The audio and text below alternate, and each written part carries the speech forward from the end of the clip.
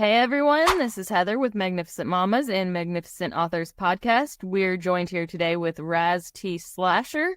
Raz, do you want to introduce yourself? Yeah, like I said, she said I'm Raz T Slasher. That's mostly who I am, or at least who I am today. I am a speculative fiction author with a heavy leaning into horror, although I do dabble in some urban fantasy here and there. I do podcasting and I manage a haunted attraction here in Dayton, Ohio. Yeah, that's the juice. Well, welcome and thank you for joining our show today. Thanks for having me. I'm really excited about this.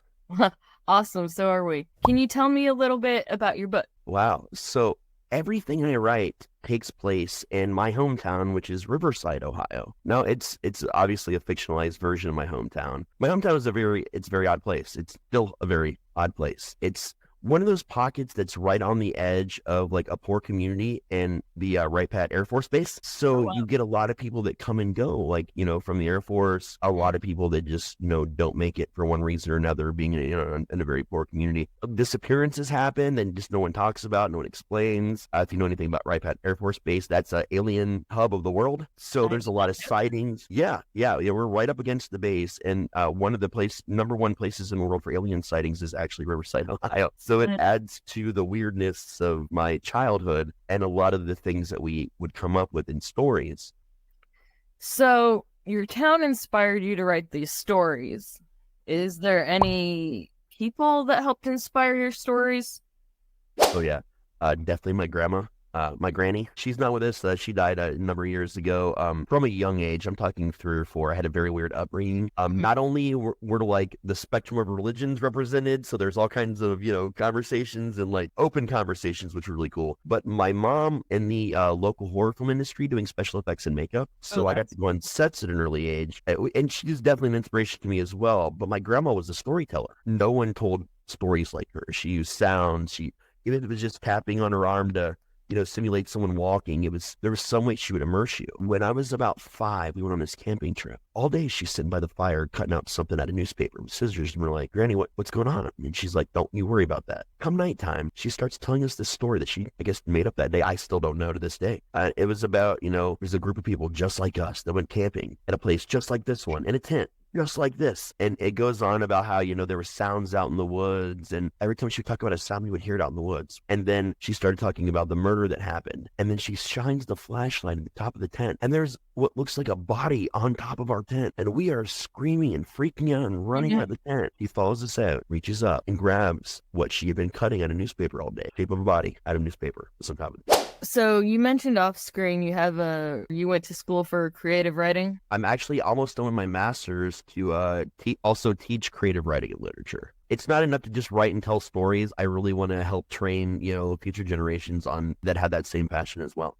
If you're trying to teach somebody of the younger generations for that passion of writing, what types of lessons would you do or tips do you have? One of the big things is a lot of people don't read anymore. They listen to podcasts, they listen to audiobooks, and that's a tough transition. Or they want to read, but they've been indoctrinated by so many teachers. Oh, you have to read this, and whether you like to or not, whether you like it or not, you have to read it and you have to do a report. My thing is, I want to start people slow. First, I want to find out what kind of genre they're into. And I want to start them on short stories, man. Something that's more digestible that they can read in a day and really stop and think about it. If I find that a lot of my things are going to be a little bit more geared towards like the horror side of speculative fiction. So I want to use Reddit. I want to use No Sleep. I want to use Creepypasta. I want to help them find their interest through even shorter bite-sized story, just to see what they're into, to see what words can really do and how they can make you feel, like how they can, evoke your emotion. And then once we can dial in that passion, we use that passion to have them write exploratory essays on other subjects not related to the writing or what they're reading. Like, say they love gaming. Tell me about gaming. Is it console gaming? Is it PC gaming? I want you to tell me everything that you can research and find about gaming. And teach it to me like I know nothing, because they're using that passion and things they love. And without even realizing it, they're learning and comprehending the skills they need to write papers or to do creative writing by building that foundation. So you mentioned, the audiobooks and podcasts. Are you anti-audiobook? Oh, no. I'm a reader and an audiobooker. So I do this weird thing sometimes where I need to relax. I will play an audiobook on my computer and sit here and listen to it while I'm reading a different book. I don't know why. Sometimes I don't do this all the time, but sometimes I do this, and I will literally just be experiencing both books, just going, oh, wow, that's happening over here. This is happening here. I love all forms of story. I don't care what formatted is. Would you say it's important to write every single day? Yeah, even when the dyslexia is bothering you, even if it's just like that, you're writing and the words are out of order, your brain is out of order, but you're still writing because the practice of actually writing keeps you in the practice of writing. It's stress and pressure, man. When you've got dyslexia and you want to write it, you put the pressure on yourself. It's not from anyone else. It's you doing it to you. And enough of that, it's not even writer's block anymore. It's not even imposter syndrome. It's I now cannot write for maybe months or years because I put so much pressure on myself that now it's a thing. Now it's a trigger. So if you just write some every day, even if it doesn't make sense, you're not letting that build up. You're not letting that become a trigger. Who would you say your most inspirational author would be? I mean, I'm a traditionalist in terms of like Poe and Lovecraft, you know, when it comes to just the utter madness and insanity that you can invoke from people in writing and just the devastating thought processes you can, I'm going to say the word inflict on people because that's what it feels like with their writing. At the same time, I love Clive Barker. I love King. But of course, Clive Barker and Stephen King will also tell you a lot of their inspirations were Poe and Lovecraft. So you get this long chain of people that love these people who love these people. So as a writer, when you find yourself in that hole, you got to find some additional. So I went out, I did a lot of comp reading for a lot of different stuff I was working on. And I found things like John Dies at the End is a super odd, bizarro horror series by Jason Pargan that used to write for Cracked Magazine. That's a more modern one that I like because it's got the comedy. It's got like my style of just really terrible dark comedy. And that's been a big inspiration to me. You look at a lot of the No Sleep and Reddit authors. Dathan Auerbach did this beautiful series called Pen Pal, which is one of my favorite things ever written. So you've got to blend your traditional writers that came before versus the more modern stuff to find your identity. Otherwise, you're just an echo chamber of literally every author that's come before and then before and then before. If you could bring one of your characters to life from your books, who would it be and what would you do? Yeah, I mean, I'm going to answer that for you because it's a fun one. Right now, my urban fantasy project that it's only been released as a short story so far called Collect Calls from the Void. It was in this awesome anthology a while back called Seeking Adventure through Fakor. It's like Dresden Files. It's like the Vesic series, but my spin is that it happens in Dayton, Ohio, which is right next to my hometown. Happens still as part of the Riverside universe. It's adjacent. There's some crossover later, but it's about a bard named Seth, who's just this really egotistical, hilarious guy that also still lives in the 90s, much like me. So he's cool, nice guy, but he's a lot like Captain Jack from Doctor Who if you're a Doctor Who fan.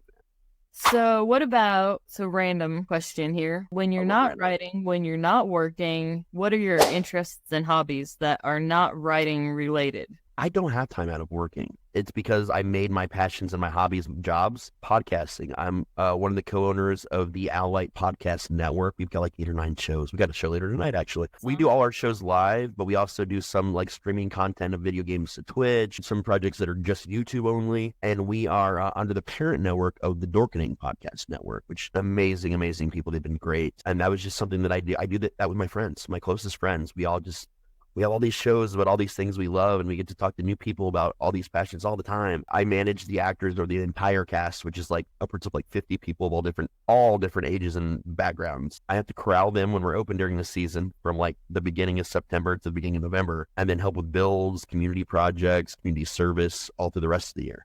That is so cool.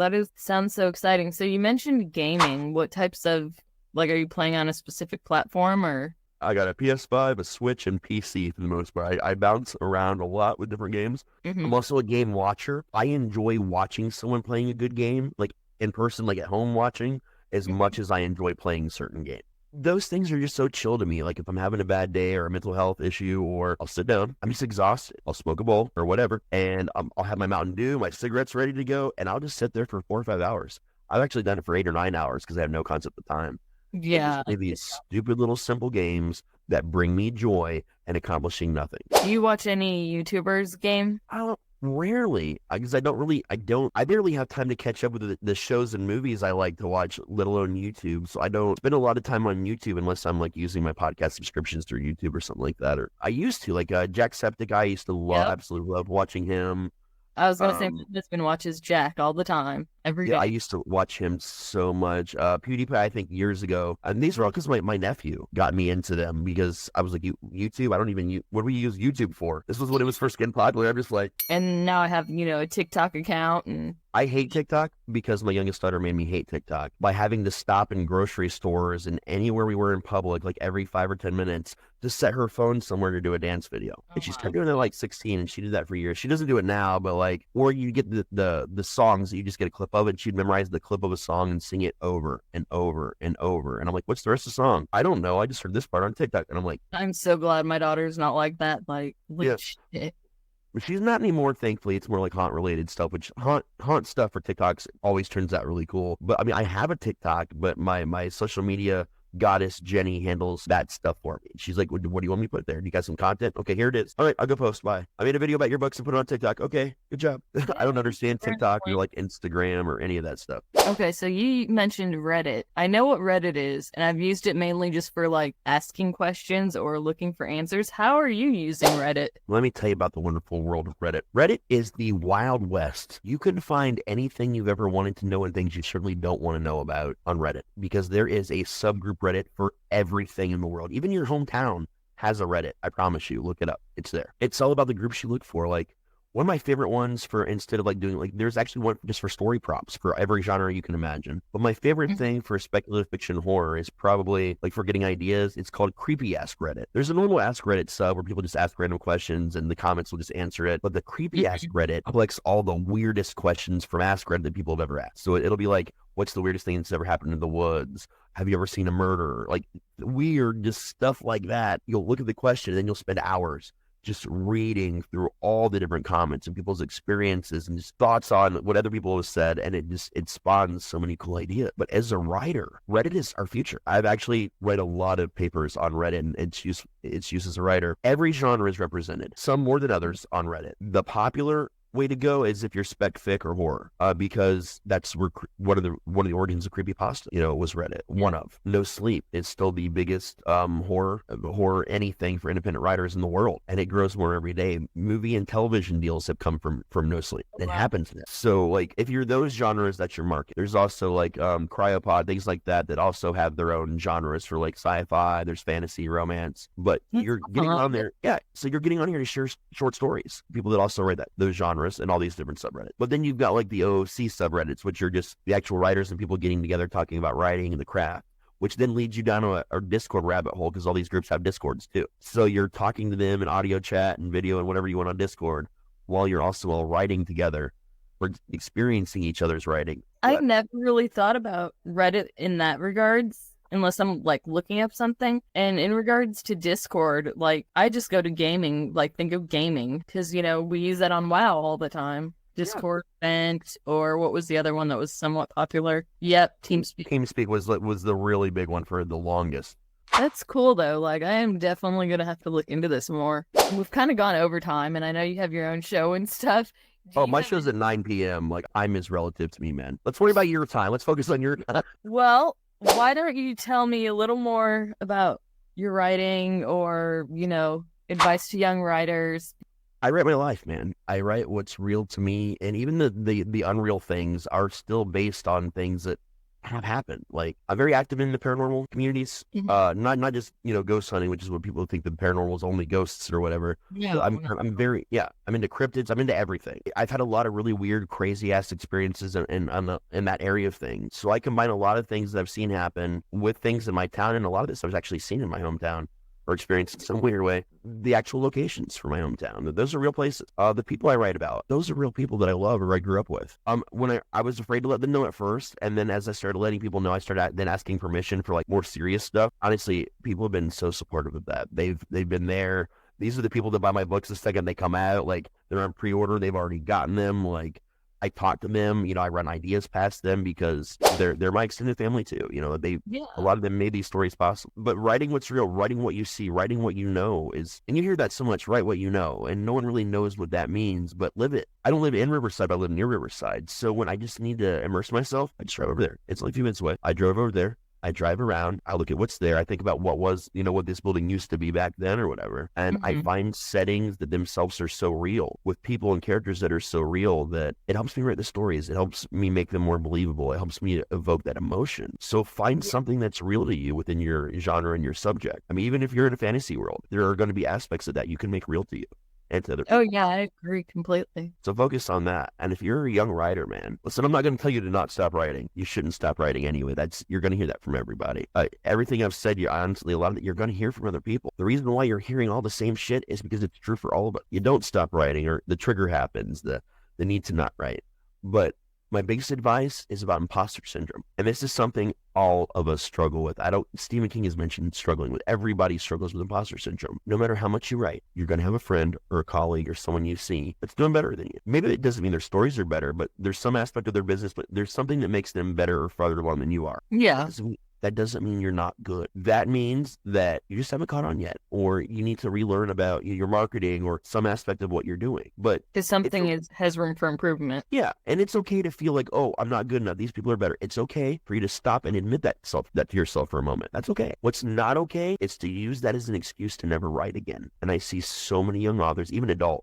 I've almost been there once and got talked out of it. There's going to be someone better at what you do, no matter what it is you do. Basketball, writing. It just does not matter what you do. Someone will always be better. So your job as that young writer, I don't care how old you get or how long you do it, never stop learning about writing. Never start learning about new techniques, new tropes. Always be doing your research, because that's what's going to help you break through that imposter syndrome, and it's going to help you get your focus back on you and what you're doing. So take the advice from all the other authors. It's all exactly what I would give you, but just stop giving yourself excuses not to write. Yeah, that's awesome. That's really good advice. So I don't think I've had too many people say about the imposter syndrome now. About keep writing, yes, but people are afraid to talk about imposter syndrome, because talking about imposter syndrome publicly is akin to talking about mental health publicly, which a lot of people still think is bad. And the more we talk about mental health and or imposter syndrome, because they're hand in hand in writing, they're literally, one is born from the other, and vice versa. You got to talk about it, because you got to know it's there. Yeah, I agree. Because when you experience it on your own and you don't even have a name for it, it's worse. But if I can just say, oh, hey, that's imposter syndrome, I just heard about all this, you can identify what it is and you can combat it. That's awesome. Really is. And I don't know, you've just been awesome. And that sounds so lame, but everything, I really connected. And in regards to your book, I want to check them out. Oh yeah, I'll give them to you. Let me know. I'll give you some e-copies, man, of course. Heck yeah. I can leave some reviews too. That's the biggest struggle right there. I have almost no reviews on anything. I write so much and there's so few reviews. It's hard to get them, man. Oh, yeah, it's hard as hell to get the reviews. People to actually sit down and do it. They'll tell you they will, and you'll send out 20 books, and then you'll get one review. Oh, no. Not good. Yeah, I just did a review within the last couple of weeks. Timothy King's Seven Rabbit. Have you seen that one? Familiar. I've not read it, but I'm familiar. Yeah, it is good. Yes, I totally recommend it. I left a review on my website on Goodreads, and on the 31st, I believe it is when I had to leave my review on Amazon. Book launches, but oh yeah, totally recommend it. Well, I want to thank you for being on our show today, and it has been so much fun. Great to get to know you and learn about your books, and like I said, I'm totally going to read them and leave reviews. I appreciate that. I'm totally going to kidnap you for some of our stuff on the network, man. 100%. Definitely.